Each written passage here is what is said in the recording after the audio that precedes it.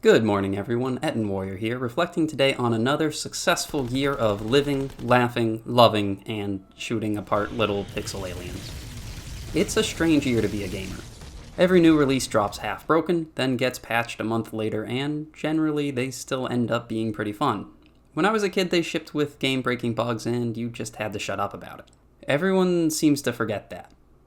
The past is here in a big way. Check out Steam for titles released before 2020, and you'll find the greatest games of a generation on sale for $2.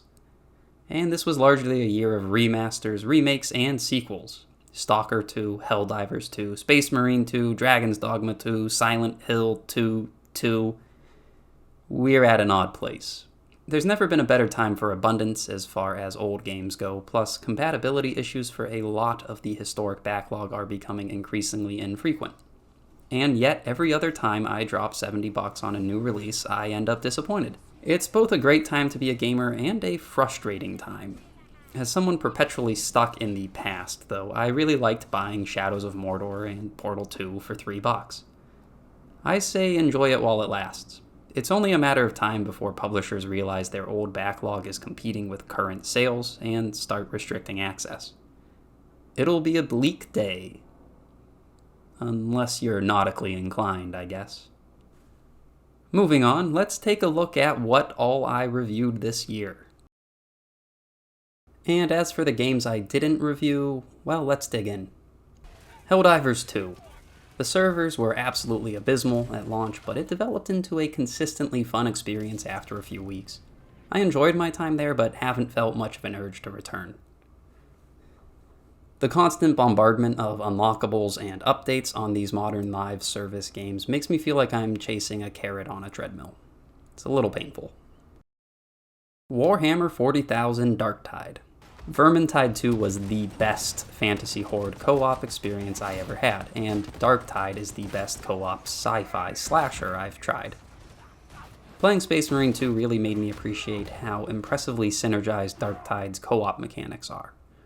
Painless. Loop Hero. I think I had a good time with this, even though the repetitive nature of roguelites rankles me. And yet I don't really remember anything about this game. That's never a good sign. Moderately painful. Buggos. I do love a bug game. This one was a little simplistic for my taste, but still great fun. A little painful. Terror of Hemosaurus.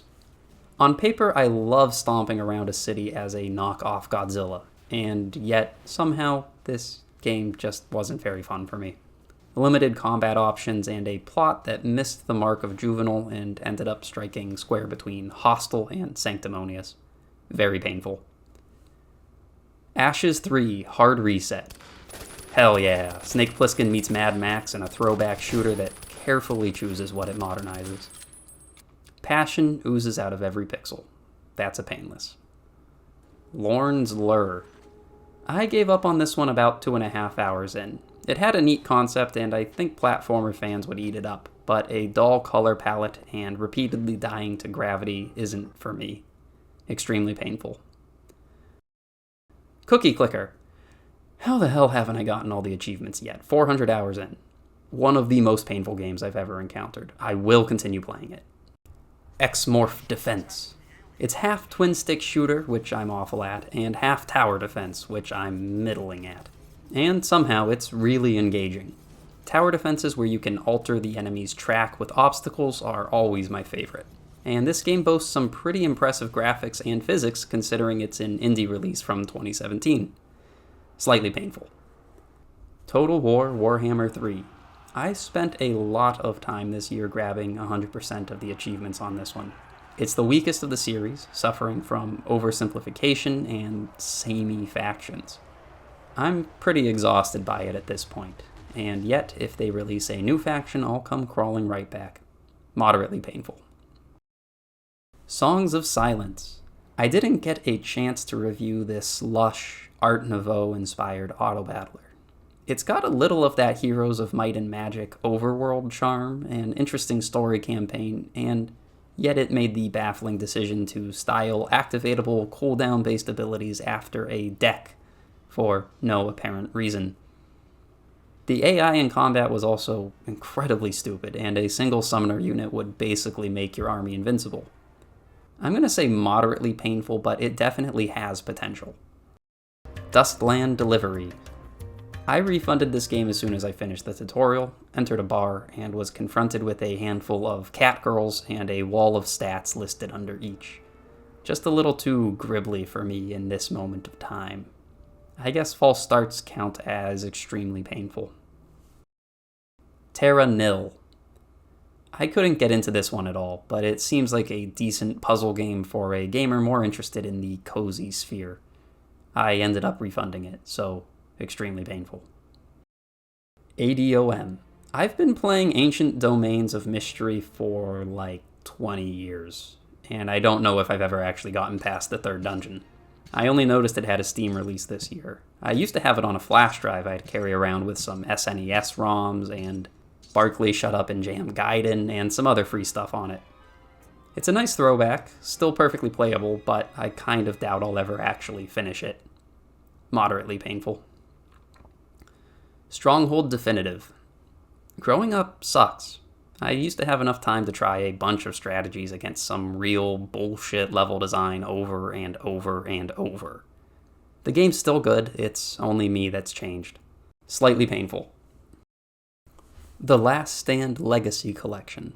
Sometimes it's fun to play a really simple game that doesn't clutter itself with unnecessary mechanics and doesn't try to last longer than it's due. I enjoyed it, and I think it's pretty emblematic of the flash game period of my youth, but it's not exactly high art. Slightly painful. Now then, here are the games I reviewed that actually released this year. I don't make any attempt to play every game that releases in a year. My overall scores actually skew a little positive because I self-select games that interest me, games that I think I'll like whether they release today or a decade ago. The main trend I took from this year was that the AAA market looks incredibly oversaturated, and they've evolved in a way that reminds me a lot of the 2010 period, when controls became really standardized across the consoles and PC, and suddenly it seemed like there were only Assassin's Creed ripoffs, or Gears of War ripoffs, or Modern Warfare ripoffs. And it seems like that saturation is dripping down and making AA games a bit generic as well. I suppose it's because the cost to create these games is now so staggering that the safest bet is to just copy something successful, rather than innovate in a new direction that might not have an audience. On the other hand, how many people genuinely list one of those wave-riding rip-off games as one of their favorites? It's also possible that I've just reached the point where almost every game mechanic in the genres I play tend to feel familiar, that I've smoked the whole pack so many times I'm getting sick by the scent. I don't know. The player is, in fact, a part of the game. On the obverse, indie devs are still creating fresh, unusual stories with interesting takes on genre, bizarro graphics that rebel against the hyper-realistic modern, and complete upheaval of standardized mechanics. The whole shebang on a shoestring budget, and usually selling for under $20. Before I get to my favorites of the year, I'd like to mention one oddity. Stalker 2. I admit it was a bit of a disappointment, but the sheer volume of hate it got seems almost comically absurd. It genuinely felt like there might be some kind of Russian bot network targeting this game. I mostly say that because my Stalker 2 video, which had only a few hundred views, also had 2 or 3 comments that were pretty much just straight up Russian war propaganda, slogans and all, that I ended up removing. If you've been following me, or if this is your first time seeing me, I don't normally get very many comments. So it was kind of shocking to see a culture war branch off into such a contained space. So, just a reminder to take the stuff you see on the internet with a grain of salt, and remember that hostile actors will often pick some small defensible point and blow it way the hell out of proportion to get you on their side, and the next thing you know, they're spouting Nazi shit.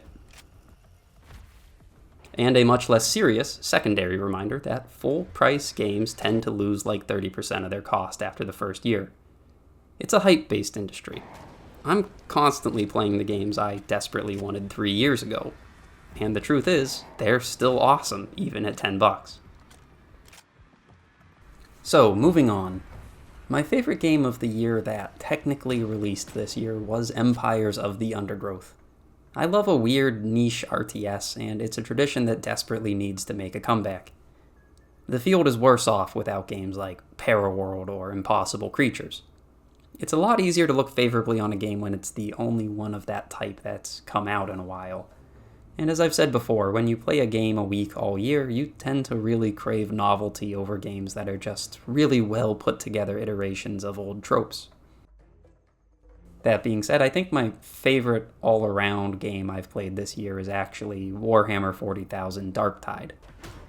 It's such an enchanting experience. The usage of proximity-based mechanics to corral randos into working as a team is innovative, and missions constantly teeter on the edge between unfair and challenging. It gives the wins such an incredible feeling of accomplishment and relief. In a lot of ways, it's a horde shooter that figured out how to synthesize MMORPG dungeon elements, and I dearly love it for that. It's also one of the only multiplayer games I can stand to play, ever since I outgrew the toxicity required to survive on Call of Duty voice chats. Hopefully I'll keep playing Darktide, a few rounds every week, the same as I did with Vermintide before it. Well, that's all. Thanks for sticking around. I hope everyone has a joyful and prosperous new year, and I look forward to reviewing a whole slew of games over 2025. I really appreciate everyone that's subscribed to me, liked my videos, and left comments. 300 subscribers doesn't sound like much compared to some of the big dogs, but I haven't lost perspective yet. I don't think I actually know 300 people by name in real life. It's an honor and a pleasure to be seen by anyone, and I'm grateful that I wasn't met with a steep wall of hostility. As always, see you.